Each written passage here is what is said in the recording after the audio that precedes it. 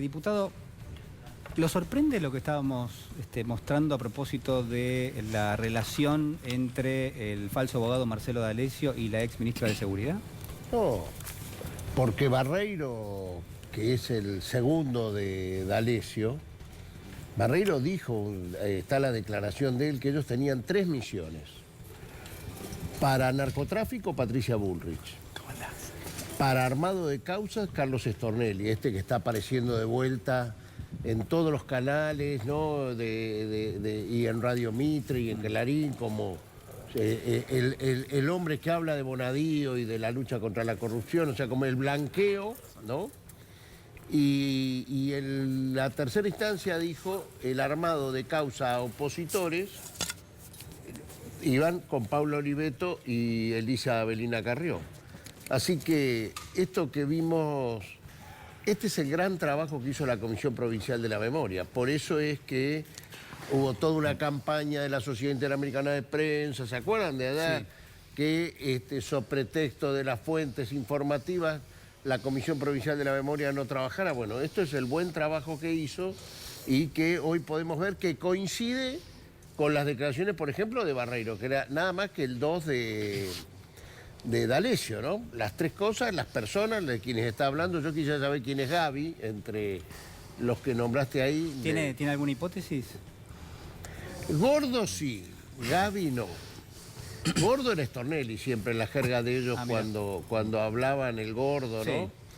Sí. Tenemos que volver a repasar los audios esos. Sí. O sea, gordo se lo llamaba Stornelli, dice usted. Siempre.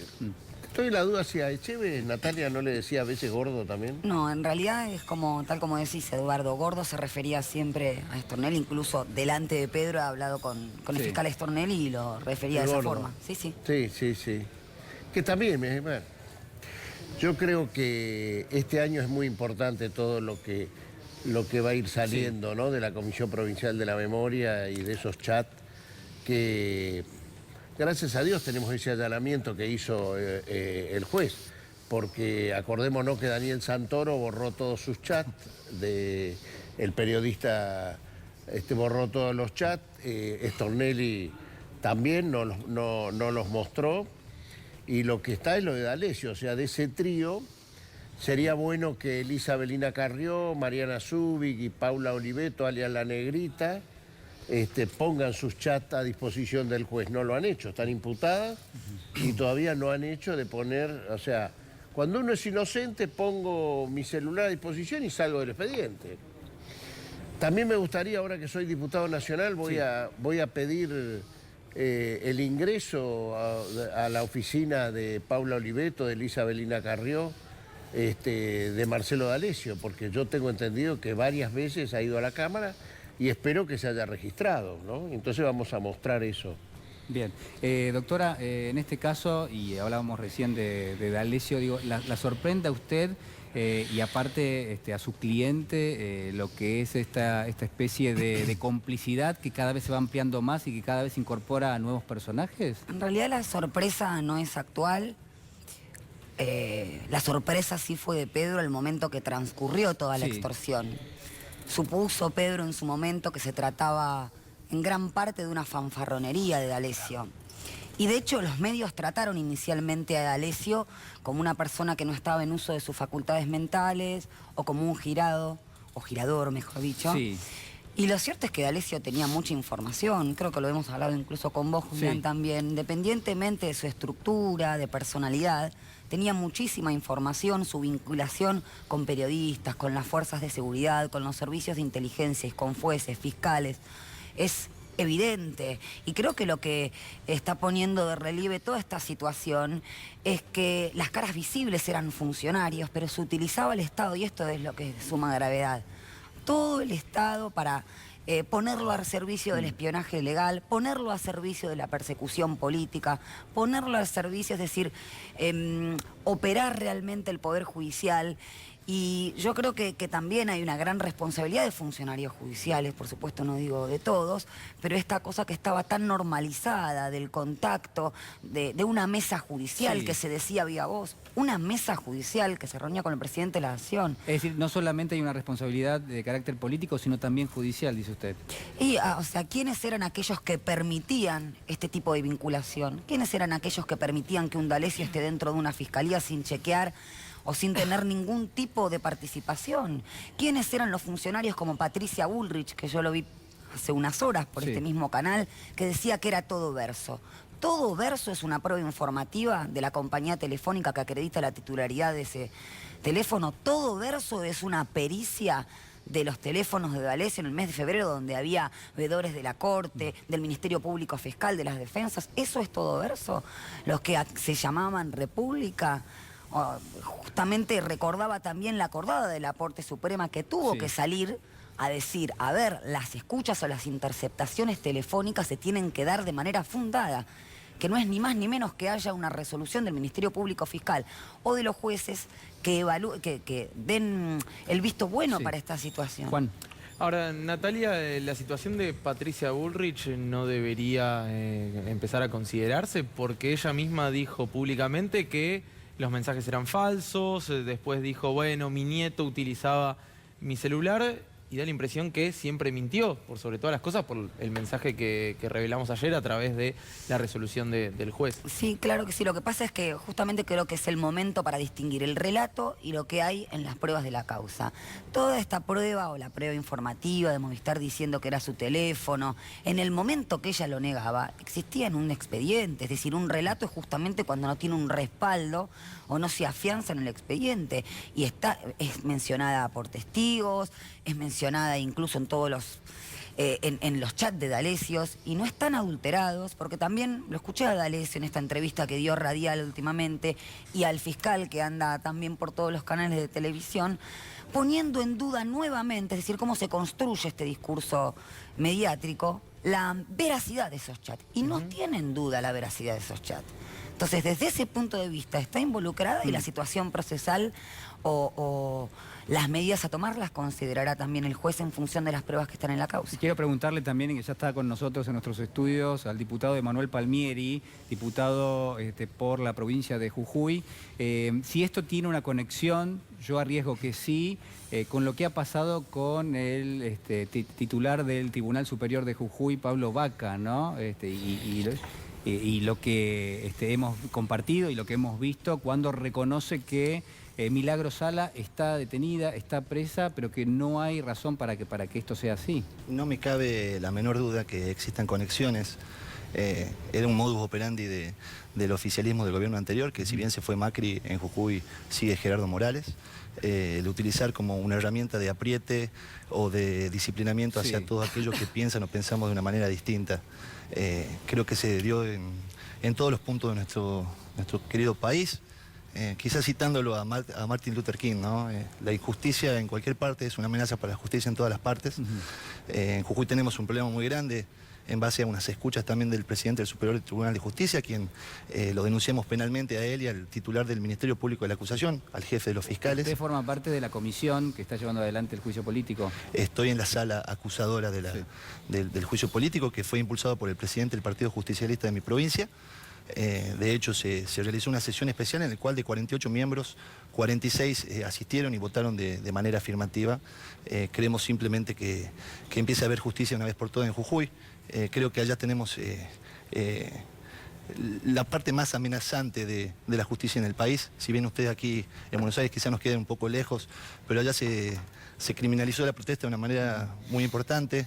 Se persiguió y se detuvo a exfuncionarios del gobierno anterior peronista. No se deja pensar de una manera distinta. De hecho, quien les habla fue víctima de atropellos y de persecuciones no judiciales, pero sí por parte de funcionarios por el simple hecho de ser peronista. Irina. ¿Se contempla la posibilidad de una intervención de la justicia de Jujuy? ¿Se habla, o sea, existe real? Y eso ya sería una facultad propia del Congreso de la Nación. Algunos sectores se nombraron o se pusieron a favor de una intervención o una posible intervención del Poder Judicial en la provincia de Jujuy. Si vos me preguntás a mí si existe la República o la división de poderes, y te tengo que decir que por parte de la justicia no.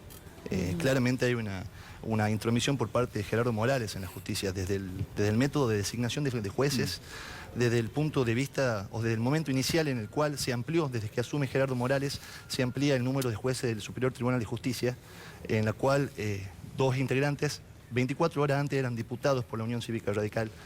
Claramente eso no nos da garantía ni a los políticos, ni a ningún ciudadano de nuestra querida provincia, garantías de una imparcialidad o de una objetividad por parte de uno de los 3 poderes, quizás el más importante. Bueno, creo que en todos lados surge la figura del lawfare, la figura de utilizar el sistema judicial como un elemento para la persecución política. Diputado Valdés, uno podría preguntarse en este contexto si había, creo que sí, intereses detrás de esto, porque lo que estamos viendo son los actores de la persecución política, pero digo, ¿cuáles son los intereses que estaban detrás?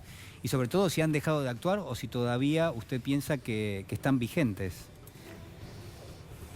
No, yo creo que, espero que no estén vigentes. Estamos hablando del espionaje ilegal y Sí. esto, no, espero que no estén vigentes. Tengo gran confianza en la doctora Camaño, por favor. Pero en lo que sí está es en la intimidación a las personas que han sido espiadas. Usted fíjense una cosa.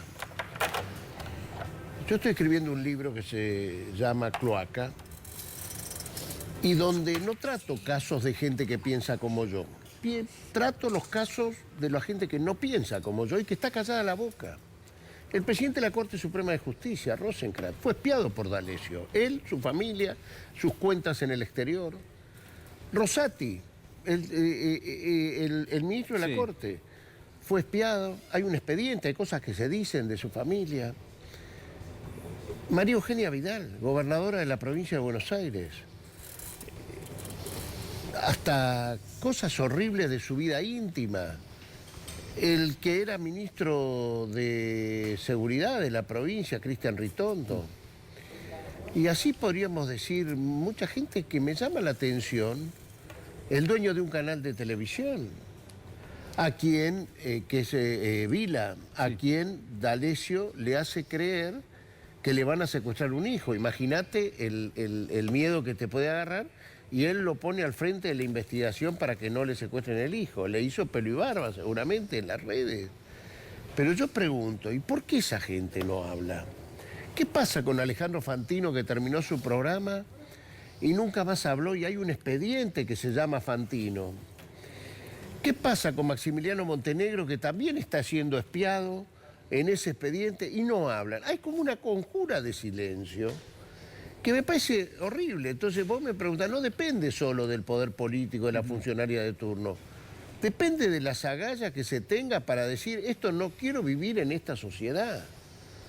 Yo particularmente tengo particular interés en este tema porque yo cometí la torpeza de querer juntar a un periodista que pensaba que si ganaba Cristina Fernández de Kirchner las elecciones, él se iba a tener que ir del país, como era Alejandro Fantino, así me lo dijo al salir de un programa de Animales Sueltos, y lo junté a cenar en mi casa con Cristina Fernández de Kirchner, y eso trajo aparejado que Fantino salió muy bien impresionado de la cena y fue al programa de Animales Sueltos, lo comentó delante de sus... Y ahí es donde Santoro, el periodista Santoro, le comunica esto a D'Alessio y deciden armar un expediente de inteligencia. O sea, tuvieron las agallas para decir que se vaya ese compañero que los espió, pero después no quisieron hablar nunca más en el tema. Quizás algo habló Romina Mangel, pero no tanto, digamos, tiran con tirabuzón. ¿Qué nos pasa a los argentinos? O sea, esto es una lucha que tenemos que dar todos. No puede ser que sea este canal solamente el que habla de estos temas. ¿Por qué no se habla en los otros canales? Lo digo felicitando a este canal, que ha sido víctima también, pero digo, la cloaca es transversal, la cloaca no es solo de unos contra otros, porque los nombres que estoy dando es gente que no piensa para nada como yo. Y no está bien que venga un delincuente de estos, como D'Alessio, y diga que tiene la información de cómo van a secuestrar a un hijo mío. Cuando veo que eso es falso, yo tengo que reaccionar con toda la energía. Sí. Bueno, sobre esas cosas queremos poner blanco sobre negro. Importante, ¿eh? Muchísimas gracias. No, gracias.